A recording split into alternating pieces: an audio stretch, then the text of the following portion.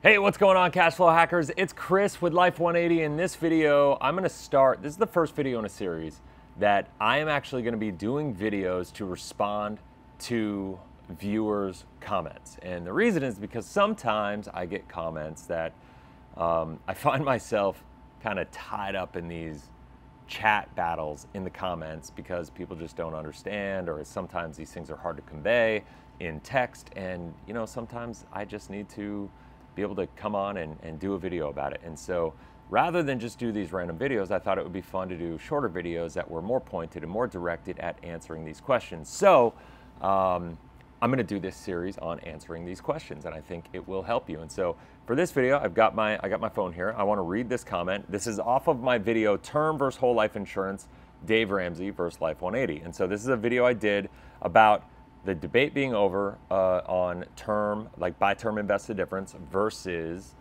using whole life insurance. And so I want to kind of come at this from a high level and the philosophy and the concept and everything that we're talking about and answer this person's question. So thanks, Chris, for this video. Using your chapter from 6 minutes and 38 seconds titled "You Cannot Be Self-Insured" as an example, isn't convertible term with both living benefits rider alone without whole life sufficient? With the same scenario as your example, having a 401k, IRA, savings, and other investments already having okay human life value for me. I'm 54 years old. I'm a 54-year-old female with no kids at all and relatively healthy, living with a healthy husband who earns more money than me as it is now. Thank you. So, all right, so let's break this down. So the question is having term insurance sufficient for you? And the answer is it really just depends on your values, your beliefs, what you want your life to be about. Do you need whole life insurance? The answer is no. If you have no kids and you have no legacy and you have no desires to leave anything back, if you have no charities that you care about, then the answer is no. But like, let's work this through. She said she was 54 years old. And so at 54 years old, if you are contemplating getting a term policy with living benefits and it's convertible, why do we need those things to happen? So we need the insurance there because we want our human life value to be protected. We want our potential net worth to be protected. And so why do we do that? We do that for our spouse, we do that for the people we care about, we do that for the impact that we want to leave behind. And that looks differently for everybody. So first and foremost, you got to think about, what do you want that to look like for you? What do you want your legacy to be about? I know plenty of people, plenty of clients that don't have any kids, that maybe they have other family members, nieces, nephews that they want to leave a legacy to. Maybe they have charitable contributions. I mean, I have people that are no kids, but they're really passionate about helping different organizations. Some of them are orphan type organizations that are building things over in Africa. Some of them are just like helping organizations like the Humane Society and helping dogs and cats and animals and stuff like that. Some of it is going to churches and whatnot, and it doesn't really matter. What the question is, are you like putting your money in alignment with your values and beliefs with what you want to create? And if you don't care about any of that stuff, no judgment, it just is what it is. You don't need it for the long term. So your legacy, what's going to happen to your estate essentially after you're gone is not going to be in your control. And if you outlive the term insurance, then it's not going to be in your control. Now let's also work through the term insurance and the fact that you got a convertible term that's going to go into it's going to have living benefits with it. And so the question is, what are you doing for the convertible term? Most convertible terms out there are only convertible to really low quality universal life products. And that's one of the challenges. If you're 54 right now, and I'm going to speak to this woman specifically, and I think there's probably a lot of people in this boat. If you're 54 right now and you are getting to the place where at 54 you buy a 20-year term, that means you're going to be insured until you're 74 years old. Well, at 54 years old, your life expectancy is into your mid-80s. So you don't even have enough term insurance to get you through that period of time. Now, what does that mean? Your living benefits. By the time you actually likely need your living benefits, that term insurance is going to expire. There's a reason that they have it priced out the way that they do with term insurance. the likelihood of you needing to utilize your living benefits is higher, much far greater after you're 74 years old based on your life expectancy than it is before that. Now, obviously there's a chance things happen, people get cancer, people get sick, people have tragedies that happen all the time. Okay, it's not like there's no value in having the term insurance, but the risk reward just is what it is. Now, it's convertible. So if you get sick, can you convert it to a product? Sure, but if you convert it to a UL, well, universal life, index universal life is going to be really expensive when you're talking about that age.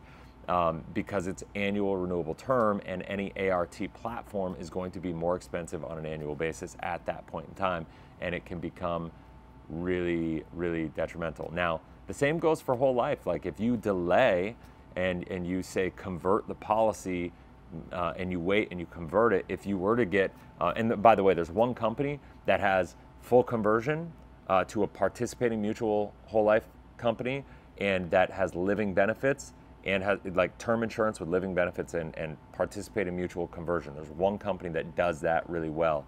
I'm not gonna give, if you wanna reach out, you can reach out and have talk to somebody on the team. We could talk to you about how we could do that.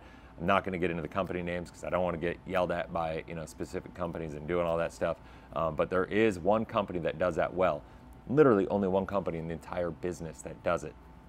And so that's something to think about if you wanted to do that. But what I want to say is this: if you convert that policy and you are, let's say 15 years into the policy year and you're 69 years old, well, guess what? That whole life insurance is going to be super expensive. Let's say you get cancer at 69 years old and you have this term policy and it's convertible, and maybe you just use the living benefits for a portion of it, and maybe you want to convert the other portion of it. You can do that. Especially, and the chances are, I'll say this, chances are you're going to want to do that, but it's going to be expensive. And at that point in time, you're going to want to prioritize it because you're going to have this sense of mortality, and that's just the way this stuff works. Trust me, I see it all the time. You don't know how you're going to feel until you're in that moment in time, and that just is what it is. Now, on the flip side, you could start right now and you could do a blend of whole life insurance and term insurance.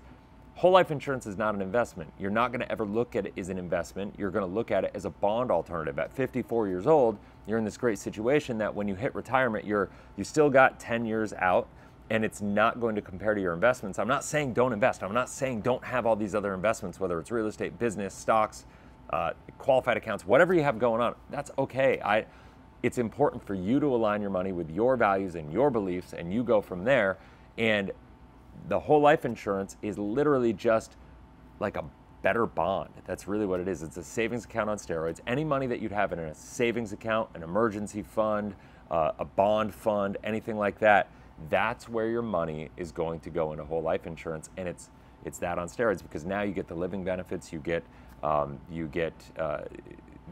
returns that are going to, from a long-term perspective, be better than bonds. Tom Wall, he's got his PhD in retirement income planning, did a study that showed for the past 90 years, every 30-year rolling period, whole life has outperformed bonds, period.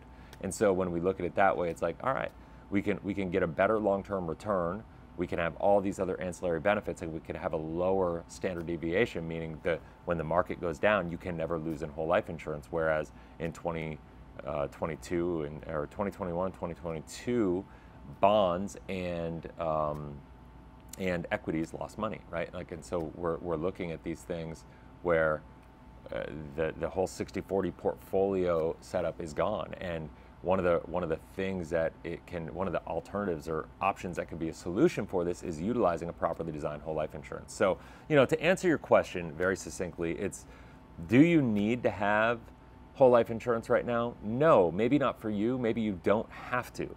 But I don't believe life insurance is a need-based product. You don't need it. It's a want-based product, and it's an efficiency product. What do you want to happen? And it's always the balancing act of what you want to happen in the short term versus what you want to happen in the long run. And too often people live too much for today and they don't think about long enough term. Your term insurance strategy at 54 years old is 100% going to be more cost effective between now and the time you're 70 years old.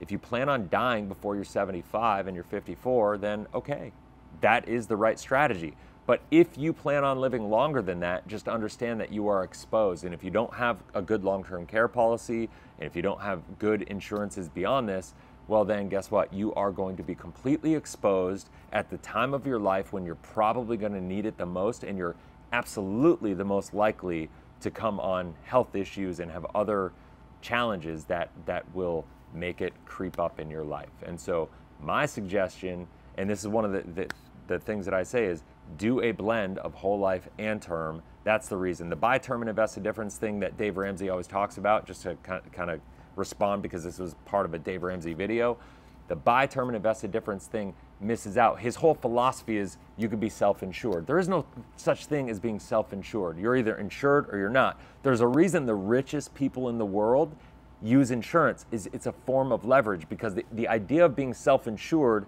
means that you need to have some of your assets put aside in risk-free assets that's there to be used in case of emergency. That's what an emergency fund is. By having insurance guaranteed for the rest of your life, which whole life insurance is the only asset that will do that.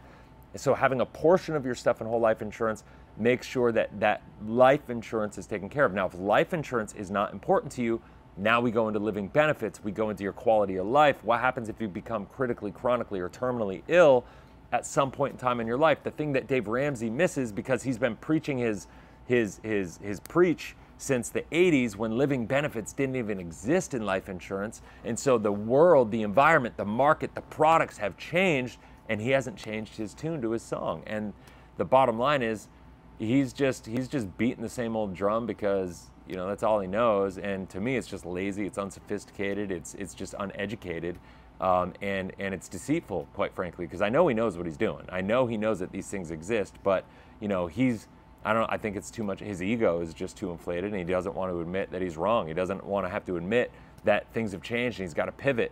And he wants to get people to believe they're too stupid to do what's best for themselves, so they got to like follow these strategies. But I digress. You know, I just believe in abundance. I believe in value creation. I believe in expansion. I don't believe in thinking scarcely. I think we got to be thinking from this place of ever creation and abundance. And what I know to be true is that abundance is about more than me. It's about creating a financial system that guarantees I can leave more to the next generation, whether that's my kids and my family, which for me it is, or whether it's, you know, my church, or whether it's for, you know, organizations and communities, colleges, whatever that you believe in, whatever values and causes. Think about the ability. What would your life look like if you could leave something behind to the things that you believe in the most, and leave your stamp on this earth? Unfortunately, think about it. They always say that there's two deaths that everybody experiences: the day that you draw your last breath, and the day that somebody speaks your name for the last time.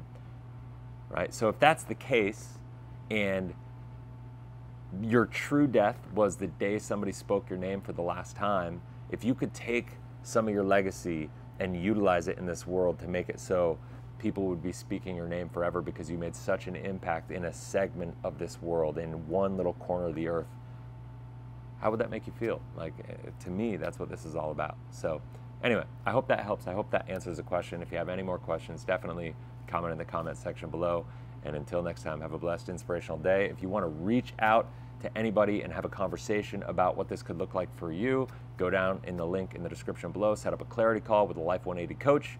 And that's it for now. Have a blessed, inspirational day. We'll talk soon. Later.